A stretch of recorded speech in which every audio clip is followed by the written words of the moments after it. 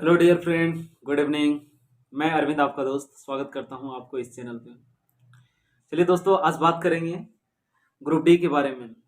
तो जिनका भी मार्क्स कम से कम 50 तक रो मार्क्स बन रहा है और वो उनको अभी भी लग रहा है कि हम मेरा उठेगा कि नहीं उठेगा, किसी भी बोर्ड से हो, चाहे वो किसी भी भर्ती बोर्ड से वो अप्लाई किए हों, और उनका अगर 50 तक मार्क्स बन रहा है, रो मार्क्स अगर 50 से ऊपर है तो ठीक है, और अगर 50 तक बन रहा है तो कहीं ना कहीं उन्हें फिजिकल की तैयारी करनी चाहिए, रनिंग की तैयारी करनी चाहिए, और जो 35 kg रेत लेके दौड़ना है उसकी तैयारी कहीं ना कहीं करनी चाहिए।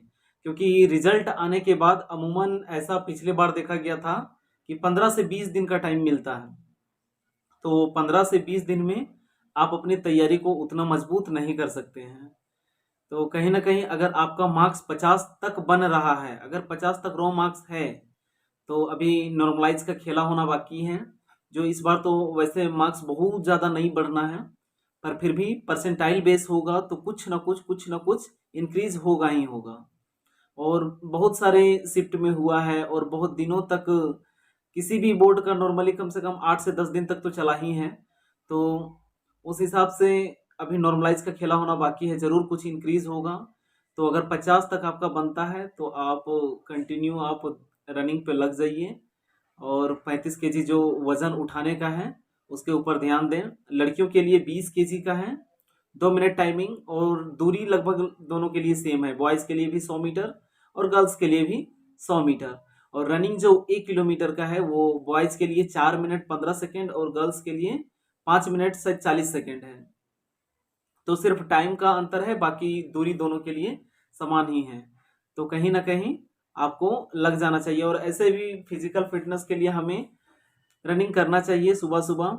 अभी अगर आप शुरुआत करना चाहते हैं तो शुरू में कोशिश कीजिए कि धीरे धीरे कम दौड़ें। शुरू दिन आधा किलोमीटर ही दौड़ें, फिर 1 किलोमीटर, फिर 2 किलोमीटर। जो हम लोग का सांस फूलता है उसको हम लोग पहले कम करने की कोशिश करेंगे, जो हाँफते हैं वो सब के लिए। उसके बाद धीरे धीरे जब आदत बन जाएगा, तो जब रिजल्ट आ जाएगा उसके बाद आप टाइमिंग से मारना शुरू कीजिए कि मैं 4 मिनट में कवर कर पा रहा हूँ कि नहीं। 15 सेकंड का तो छोड़ दीजिए, 4 मिनट ही लेके चलना है कि 4 मिनट में हमें एनी हाउ घुस जाना है। इससे 4 से पहले हो जाएगा, अगर आप अच्छे धावक हैं, अच्छा आप दौड़ते हैं, पहले दौड़ चुके हैं, तो 4 से पहले हो जाएगा। और 35 kg वाला में धक्का मुक्की में ये गिरना विरना नहीं है, क्योंकि एक बार जहाँ ड्रॉप हो गया, नीचे गिर गया, तो आप वहीं से डिस्क्वालीफाई हो जाएंगे, क्योंकि दोबारा मौका मिलेगा नहीं। ये साफ साफ नोटिफिकेशन में लिखा गया है कि बिना पुट किए हुए, बिना उसे रखे, एक बार में 100 मीटर तक आराम से ले जाना है। तो उसको आराम से उठा के यहाँ पर कंधे पे रखना है, 35 kg का वजन, और आराम से पैदल चल के जाना है। आराम से पैदल चल के जाइएगा, 100 मीटर जाने में ज़्यादा टाइम लगेगा नहीं, आपका टाइम बच जाएगा।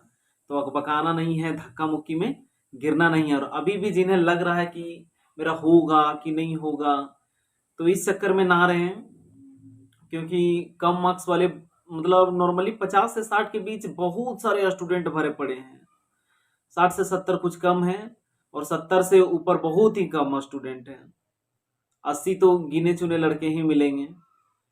तो लग जाइए आप अभी से ही फिजिकल की तैयारी में। इससे जरूरी है आपका शरीर भी फिट रहेगा, हो ना हो अलग की बात है। और अभी अगर आप किस स्टेट से बिलोंग करते हैं, तो बिहार से हैं तो बिहार एसआई, और हमारे यहाँ झारखंड है तो झारखंड के एसआई का भी इश्तिहार पेपर में दिया था। भले अब नोटिफिकेशन ऑफिशियल कब आई ये पता नहीं, पर दारोगा का भी आने वाला है शायद। जो भी हो, पर हमें अपने फिटनेस के लिए भी हमें रनिंग करना चाहिए। और ठंड का मौसम है तो सुबह सुबह दौड़िएगा, शरीर से पसीना निकालिएगा, तो ठंड ऐसे ही दूर जाएगा, तो मज़ा भी आएगा।